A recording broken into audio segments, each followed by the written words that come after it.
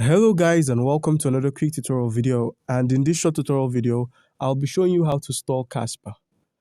It's quite easy to get this done. Log on to your Google Chrome or your Safari, whatever browser you use, and once there, by using the link in the description for Kasper.org, simply scroll down whilst taking a look at what Kasper is all about.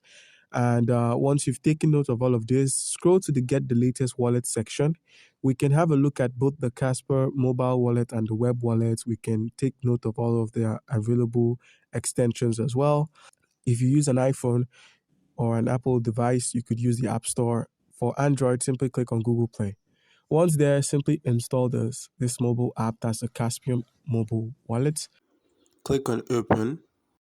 And once you've done this, you could then click on the receive option. That's after setting up the wallet to simply receive your Kasper tokens here.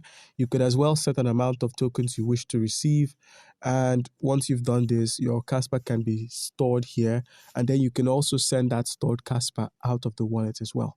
You could enter the wallet address. That's the wallet address you've copied. You could enter the wallet address. You could enter a note for the tokens you're sending. And you could also scan QR codes. So guys, do comment down below if you have a question and you'll be given an answer. Thank you.